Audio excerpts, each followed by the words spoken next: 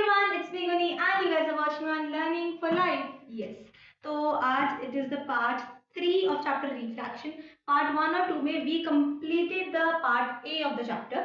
ठीक है, जो कि basically was about glass slabs, diffraction, density, array, ये सब कुछ कैसे जा रहा है. आज का part is mainly about, अगर आप अपनी बुक्स के हिसाब से देखो, अगर if you are using Selena, I'm not sure which books you are using. Majorly India में सेलिना चलती है. I work according to the Selena, but by chance if you have any another book, तो मैं आपको बता दूं कि हम we are going to do with B part. B part में basically we have the prism. तो आपकी बुक में जहां से भी प्रिज्म वाला पार्ट स्टार्ट हो रहा है, I'm gonna start from there today. ठीक है, ओके.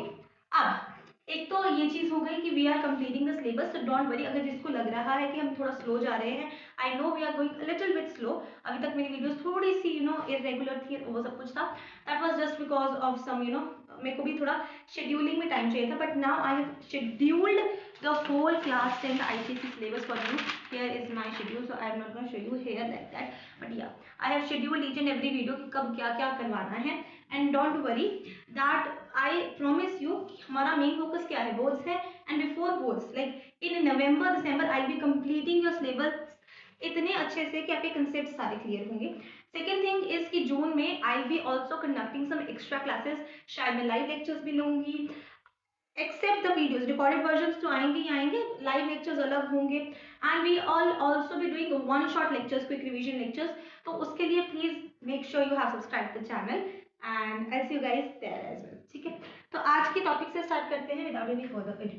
प्रिज्म क्या है? बेसिकली प्रिज्म, एक पहले प्रिज्म के बारे में पता होना चाहिए कि प्रिज्म क्या है, फिर ही हम उसकी सारी रिफ्रैक्शन एंड सारे प्रोसेसेस को पढ़ पाएंगे. प्रिज्म इज अ ट्रांसपेरेंट, सबसे पहले तो ट्रांसपेरेंट मीडियम है.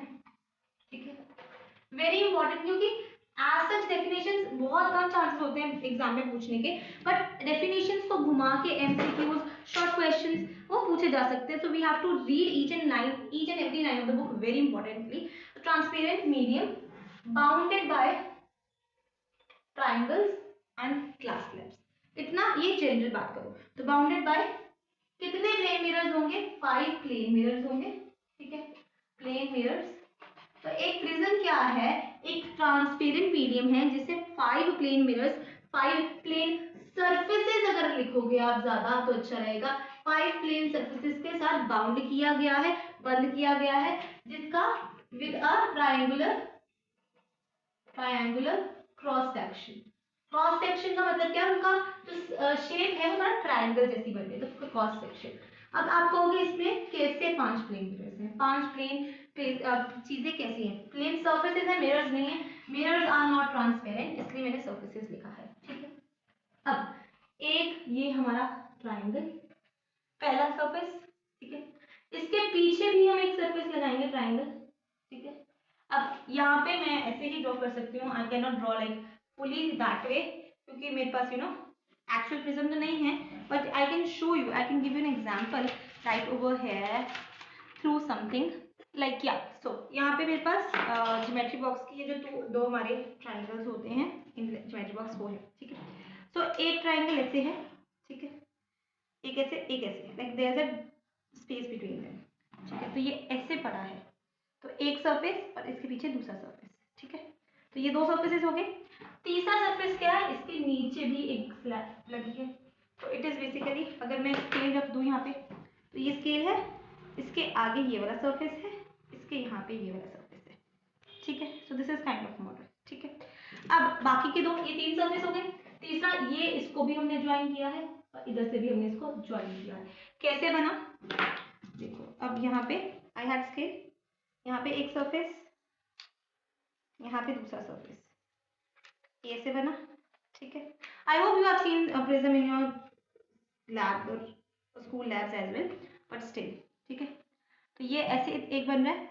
तो अब मैं यहाँ पे भी, अभी मेरे पास स्केल तो है नहीं extra, just give me a second. या I have one, I have 3.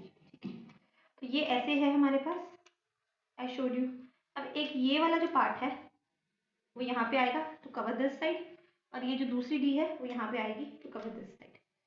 तो ये एक प्रॉपर ट्रायंगुलर क्रॉस सेक्शन वाला पार्ट बनेगा. ठीक है, आई होप इट्स क्लियर. ठीक है, तो this is the prism. Prism कैसे बना है, एक यहाँ पे क्रॉस सेक्शन ट्राइंगुलर है, एक यहाँ पे ट्राइंगुलर क्रॉस सेक्शन है, ये दोनों ज्वाइन है, ये भी ज्वाइन है और यहाँ से भी एक लाइन ज्वाइन है, ठीक है। So this is the prism.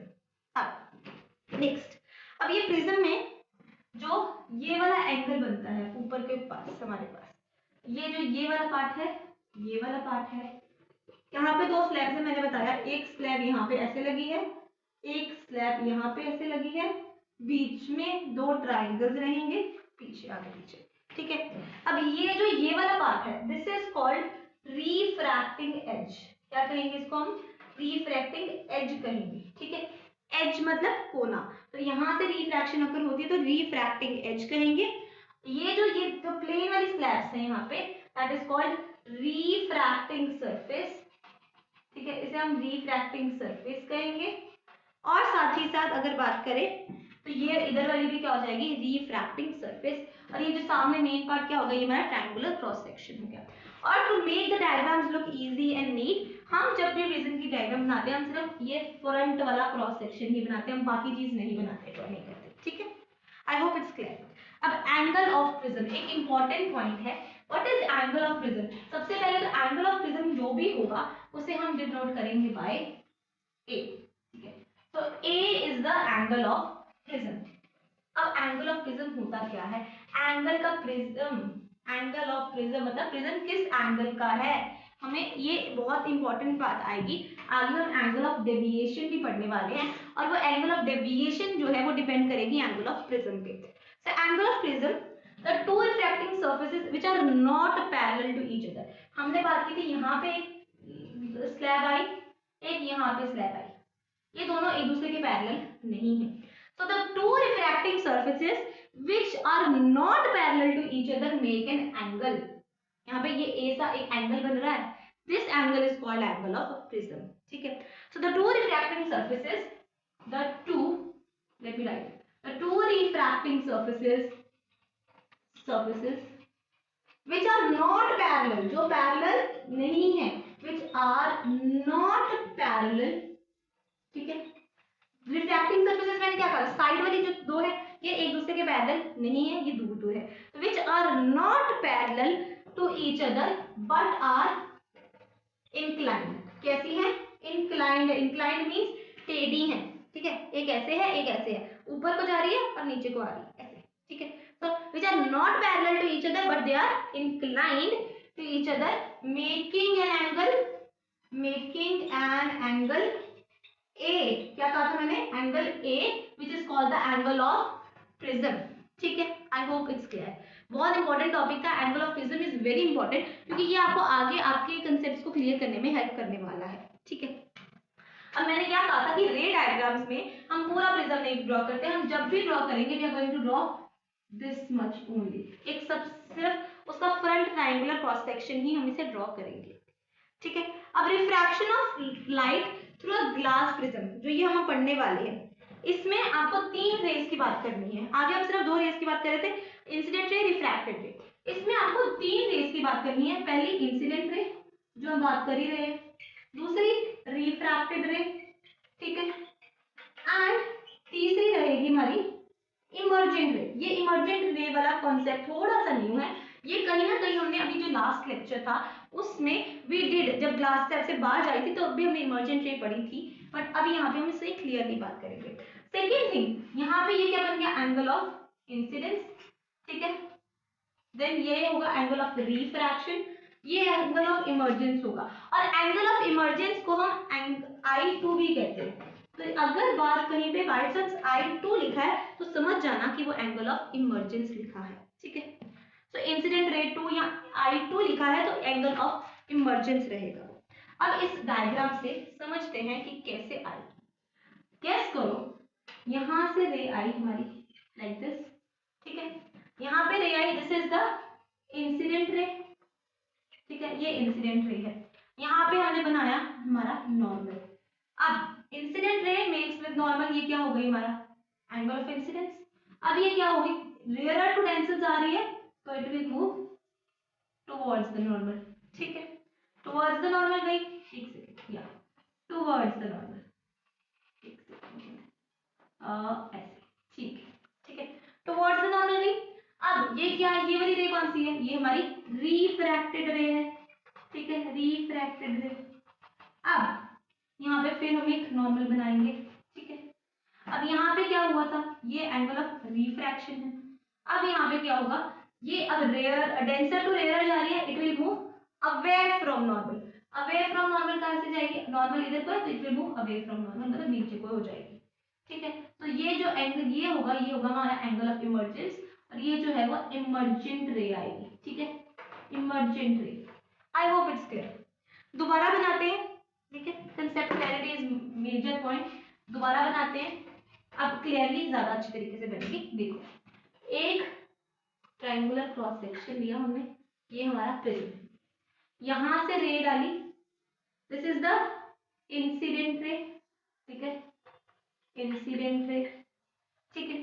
यहाँ पे ये हमने क्या किया, हमने ड्रॉ किया एक नॉर्मल, नॉर्मल ड्रॉ हुआ, ये एंगल ऑफ इंसिडेंस है, ये एंगल ऑफ इंसिडेंस। अब देखो, rarer to denser, rarer to denser जाएगी, हमने क्या पढ़ा था, टुवर्ड्स नॉर्मल। नॉर्मल कहाँ है, इधर को है, we will move the ray towards normal, ठीक है, थोड़ी ज्यादा हो गई यहाँ तक, ठीक है। रे मूव्ड अवे टुवर्ड्स नॉर्मल। अब ये टुवर्ड्स नॉर्मल हुई है, ये कौन सी रे है हमारी, रिफ्रैक्टेड रे है, क्योंकि रिफ्रैक्शन हुई है यहाँ पे, ठीक है। फिर यहाँ पे फिर हमारा ये बनेगा नॉर्मल, ठीक है, नॉर्मल बना। अब यहाँ पे क्या है, यहाँ से डेंसर टू रेयरर जा रही है, डेंसर टू रेयरर जाएगी तो अवे फ्रॉम नॉर्मल। नॉर्मल कहाँ है, ऊपर को है, तो अवे कहाँ को जाएगी, नीचे को। तो दिस इज द रे डायग्राम। ये बिल्कुल सीधी नहीं आएगी, ये डिफ्लेक्ट होगी थोड़ी सी, तो ये अवे फ्रॉम नॉर्मल ऐसे बनी। ये वाली जो लाइन बाहर निकली है, इसे हम कहेंगे इमर्जेंट रे, इमर्ज हुई है ना बाहर, तो इसे हम कहेंगे इमर्जेंट रे। और ये वाला जो एंगल है, ये एंगल ऑफ इमर्जेंस बन जाएगा, ठीक है। अब एक और इम्पोर्टेंट कंसेप्ट यहाँ पे क्या हुआ, अगर आप एक्चुअल पोजीशन लो, ये इंसिडेंट रे थी, इसे हमने बैक प्रोड्यूस, अगर अनडेविएटेड जाती, ठीक है, ये इमर्जेंट रे थी, इसे भी हमने अनडेविएटेड प्रोड्यूस किया पीछे को। ये जो एंगल बना है ना बीच में, एंगल बिटवीन द इमर्जेंट रे एंड इंसिडेंट रे, इसे हम कहते हैं एंगल ऑफ डेविएशन, ठीक है, इसे हम क्या कहेंगे, एंगल ऑफ डेविएशन। तो हमने जितने भी एंगल्स पढ़े थे, angle of incidence, angle of refraction, angle of emergence, वो सारे हमने पढ़े थे विद नॉर्मल। एक एंगल है जो नॉर्मल के साथ नहीं बनता, which becomes between incident ray and emergent रे, इसे हम क्या कहेंगे, एंगल ऑफ डेविएशन, डी से भी रिप्रेजेंट करते हैं, ठीक है। इतना क्लियर हुआ। ये एक इंपॉर्टेंट डायग्राम है, ये क्वेश्चन पेपर्स में आ सकते हैं, ठीक है। अब due to principle of reversibility, reversibility वाला प्रिंसिपल पढ़ा था, अगर हम यहाँ से भी जाए, हमने वहां को इंसिडेंट मांगा, अगर हम इसे इंसिडेंट मान ले, तो यहाँ पे जाए, यहाँ पे फिर हमने नॉर्मल ड्रॉ की, यहाँ पे rare to denser towards normal, ये टू नॉर्मल था ना, तो ये हमें टुवर्ड्स नॉर्मल हो गई, जाना ऐसे चाहिए था, ऐसे चाहिए, क्योंकि नॉर्मल के टुवर्ड्स हो गई, वहां पे पहुंची, फिर हमारा क्या हुआ, नॉर्मल ड्रॉ हुआ, नॉर्मल ड्रॉ हुआ, अब क्या हुआ, डेंसर टू रेयरर, अब कहाँ पे जाना है, अवे फ्रॉम नॉर्मल, यहाँ पे नॉर्मल था, जाना कैसे था, ऐसे, ठीक है, नॉर्मल बना यहाँ पे है, ऐसे जाना था, अवे जाना तो नीचे को चले गया, थोड़ा डिफ्लेक्ट होके चली गई। अब इसमें ऐसे केस में क्या होगा, जो एंगल ऑफ इमर्जेंस है वो इंसिडेंस बन जाएगा, इंसिडेंस जो है वो इमर्जेंस बन जाएगा। इसीलिए यहाँ पे एक हम कई बारी अगर आइडियल कंडीशन जरा कुछ हो, तो angle I can be equal to angle E, angle of incidence can equal to be the angle of emergence, ठीक है। I hope it's clear. अब प्रिज्म का formula for prism is very important, इसकी जो डेरिवेशन है that is not in your syllabus, so you need not to do it, ठीक है। Angle of you know the derivation, ये जो सारा फॉर्मूला मैं लिखने वाली हूँ, उसकी डेरिवेशन आपके सिलेबस में नहीं है, so you can skip it totally. अब यहाँ पे एंगल ऑफ रिफ्रैक्शन भी चेक करो, यहाँ पे नॉर्मल था, ये रिफ्लेक्टेड है, ये एंगल ऑफ रिफ्रैक्शन, ये हो गया R1, पहली बार रिफ्रैक्शन है, यहाँ पे ये इंसिडेंट रे है, यहाँ पे ये नॉर्मल है, ये आ गया हमारा R2, ठीक है, रिफ्रैक्शन एंगल 2। अब प्रिज्म का फॉर्मूला क्या है, R1 प्लस R2, मतलब angle of refraction 1 plus angle of refraction 2 is equal to A। What was A? A was angle of prism, मतलब इसका और इसका प्लस क्या होगा, एंगल ऑफ प्रिज्म का, ठीक है। अब एक फॉर्मूला ये है, दूसरा फॉर्मूला एंगल ऑफ डेविएशन पढ़ा हमने, तो उसके लिए I incident angle plus angle E, angle I plus angle E is equal to angle A, that is angle of prism, plus angle of deviation. ठीक है, तो मतलब R1 plus R2 is angle of prism, I plus E is angle of prism plus deviation. इससे हम ऐसे भी लिख सकते हैं I प्लस E, ठीक है, is equal to angle A क्या है R1 plus R2 plus deviation. ठीक है, या कैसे लिख सकते हो, R1 एंड R2 को आपने A लिखा है, right, angle I plus E is A plus deviation. हाँ ठीक है, तो R1 plus R2 plus deviation. तो अगर बाय चांस आपको क्वेश्चन में R1 R2 दिया है, एंगल A नहीं दिया है, और आपको कहा है डेविएशन निकालो, इमर्जेंस निकालो, कुछ ऐसे निकालो, तो आप पहले ये निकाल के पहले एंगल ऑफ क्या कहते हैं A निकाल सकते हो, फिर उसके बाद इस फॉर्मूले में A को पुट कर सकते हो, सिंपल। ठीक है, तो this is the formula of prism. ठीक है, अब in prism the refraction of light occurs at two inclined surfaces, दो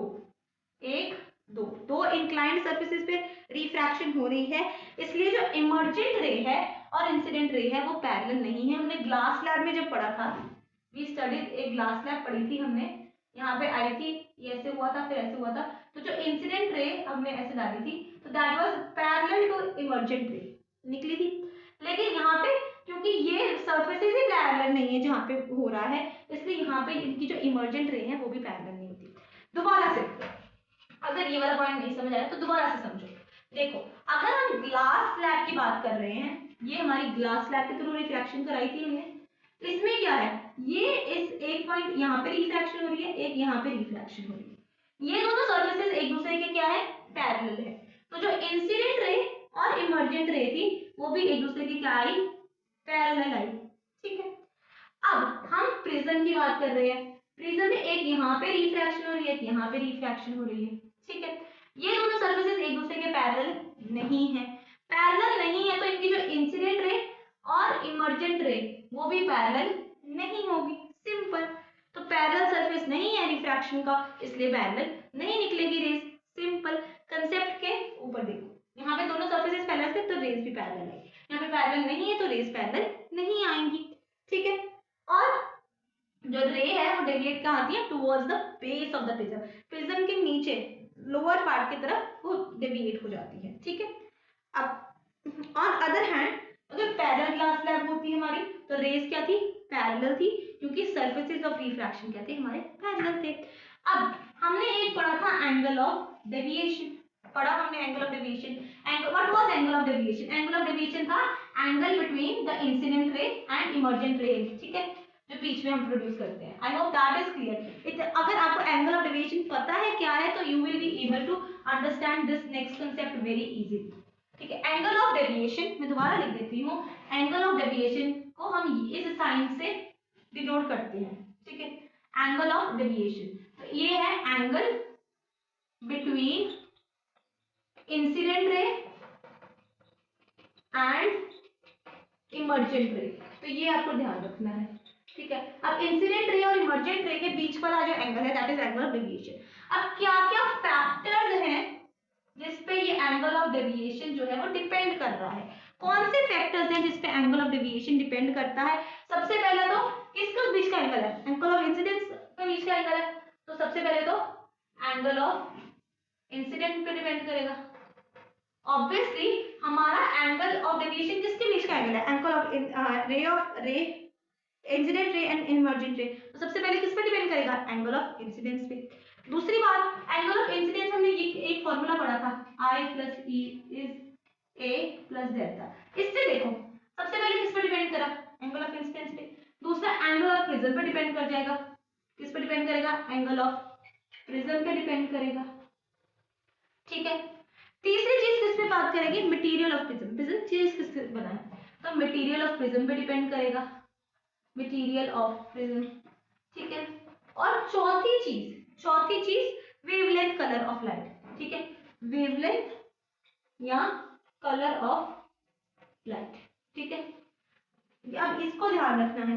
अब यहाँ पे एंगल ऑफ इंसिडेंस वाला जो है ना पॉइंट, ये थोड़ा सा कॉम्प्लिकेटेड आ जाता है कि क्योंकि जनरली हम क्या पढ़ते हैं कि ये बढ़ा ये डिक्रीज हो गया, ये डिक्रीज हुआ ये बढ़ गया, या दोनों इकट्ठे डिक्रीज हो रहे हैं, दोनों इकट्ठे इंक्रीज हो रहे हैं। लेकिन यहाँ पे एंगल ऑफ इंसिडेंस में ऐसी बात होती है कि पहले कम होता है फिर बढ़ता है, कुछ ऐसे करके करते हैं हम लोग, वो मैं पूरा कंप्लीटली समझाऊंगी। उससे पहले before moving to angle of incidence वाला पॉइंट, हम बाकी 3 पॉइंट कर लेते हैं, ठीक है। एंगल ऑफ प्रिज्म की बात करते हैं। अगर एंगल ऑफ प्रिज्म क्या है, हमारा एंगल ऑफ प्रिज्म था the angle formed between the two inclined surfaces of the prism, ठीक है, ठीक है। अब एंगल ऑफ प्रिज्म पे कैसे डिपेंड कैसे कर रहा है ये देखो, जितना, ठीक है, अब जितना ज्यादा एंगल ऑफ प्रिज्म होगा उतना ज्यादा एंगल ऑफ डेविएशन होगा, मतलब it is directly proportional, simple, मतलब जितना ज्यादा एंगल ऑफ प्रिज्म, जितना ज्यादा ए उतना ज्यादा डेविएशन, सिंपल, जितना ए ज्यादा रखोगे उतनी ज्यादा डेविएशन होगी। फर्स्ट पॉइंट का क्लियर। दूसरा, मटेरियल ऑफ प्रिज्म। अब देखो रिफ्रैक्टिव इंडेक्स हमने पढ़ा था, थिकनेस वगैरह उस पर डिपेंड करता है, तो रिफ्रैक्टिव इंडेक्स के हिसाब से are I is refractive index, ये आपको शॉर्ट फॉर्म याद कर लेनी है, आर आई लिखा तो रिफ्रैक्टिव इंडेक्स है, ये आगे बहुत काम आने वाली है, ठीक है। अब रिफ्रैक्टिव इंडेक्स जो है, जिस जोन से थिक होगा चीज उसका ज्यादा होगा, ठीक है। So a prism with higher refractive index produces greater deviation, मतलब जितना रिफ्रैक्टिव इंडेक्स ज्यादा उतनी डेविएशन, हमारा एंगल ऑफ डेविएशन क्या है, ज्यादा। Then a prism with lower refractive index, refractive index कम डेविएशन कम, रिफ्रैक्टिव इंडेक्स ज्यादा डेविएशन ज्यादा, तो it is also directly proportional, ठीक है। अब फ्लिंट ग्लास, अब आपको कैसे याद रखना है, आपको नहीं पता कि किसका क्या है किसका क्या रिफ्रैक्टिव इंडेक्स, आपको ऐसे याद नहीं होंगे और सिलेबस में है भी नहीं, इतना भी नहीं करना, बट एक याद रखना, एक फ्लिंट ग्लास है एक क्राउन ग्लास है। अब जो फ्लिंट ग्लास का और क्राउन ग्लास का रिफ्रैक्टिव इंडेक्स है, इनमें से जो फ्लिंट ग्लास है हमारा, that has greater refractive index, इसलिए ग्रेटर डेविएशन, तो refractive index of flint glass is greater than refractive index of crown glass, इसलिए deviation for flint glass is greater than crown glass, ठीक है। crown glass वाले की कम होगी, flint वाले की ज्यादा होगी, simple. color and wavelength of light, हमने क्या पढ़ा था wavelength, अब ये देखो refractive index increases with decrease in wavelength, इतना हमने पढ़ा था कि wavelength डिक्रीज होगी, ये हमारा wavelength का फॉर्मूला लैम्डा, वेवलेंथ डिक्रीज होगी रिफ्रैक्टिव इंडेक्स क्या होगा, इंक्रीज होगा, इतना पढ़ा था। और हमने क्या पढ़ा है, रिफ्रैक्टिव इंडेक्स इंक्रीज होने पे एंगल ऑफ डेविएशन इंक्रीज हो जाता है, तो मतलब अगर वेवलेंथ डिक्रीज होगी तो हमारा रिफ्रैक्टिव इंडेक्स इंक्रीज होगा, और रिफ्रैक्टिव इंडेक्स इंक्रीज होगा तो हमारा जो डेविएशन वाला एंगल है वो भी इंक्रीज हो जाएगा। इट मींस कि अगर रिफ्रैक्टिव वेवलेंथ डिक्रीज होगी तो एंगल ऑफ डेविएशन क्या होगा, इंक्रीज होगा, वेवलेंथ इंक्रीज होगी तो डेविएशन क्या होगी, डिक्रीज होगी, मतलब these are inversely proportional, ठीक है, इंपॉर्टेंट पॉइंट है, इनवर्सली प्रोपोर्शनल है, ठीक है। तो अब क्या समझ आया, वेवलेंथ बढ़ेगी तो एंगल ऑफ डेविएशन कम होगा, वेवलेंथ कम होगी तो एंगल ऑफ डेविएशन जो है वो बढ़ेगा, ठीक है। अब वेवलेंथ हमने किसकी पढ़ी थी सबसे ज्यादा है और किसकी सबसे कम है, ये हमने पढ़ा था हमारा ये वाले से विबग्योर से, ठीक है। और यहाँ पे इधर को जाते हुए हमारी जो वेवलेंथ है वो इंक्रीज होती है, मतलब रेड की वेवलेंथ सबसे ज्यादा है, और रेड की वेवलेंथ सबसे ज्यादा है तो क्या कहते हैं, हमारा डेविएशन सबसे कम हो गया रेड का, वॉयलेट की वेवलेंथ सबसे कम है तो डेविएशन सबसे ज्यादा हो गया वॉयलेट का। आई होप इट्स क्लियर, ठीक है, यहाँ तक समझ आया। Last topic for today, last topic for today, angle of incidence, इससे हमारा प्रिज्म वाला पार्ट कंप्लीट हो जाएगा। That is what I was talking about, कि अगर आपको एंगल ऑफ प्रिज्म समझ आया, प्रिज्म के बारे में आपको अगर समझ आया, मेरी बातें समझ आई, तो it is very easy chapter, कुछ ज्यादा इसमें नहीं करना है, ठीक है।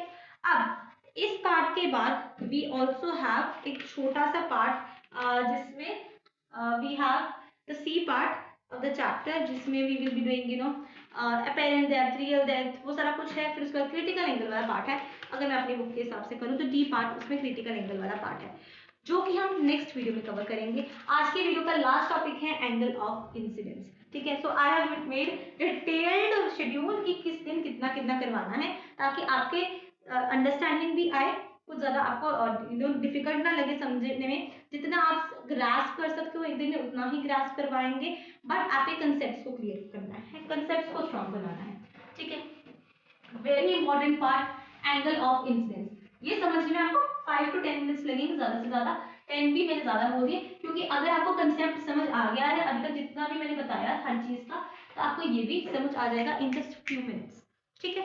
अब बात करते हैं एंगल ऑफ इंसिडेंस पे, कैसे हमारा एंगल ऑफ डेविएशन डिपेंड कर रहा है। तो एंगल ऑफ इंसिडेंस इंक्रीजेस, समझो, as the angle of incidence increases.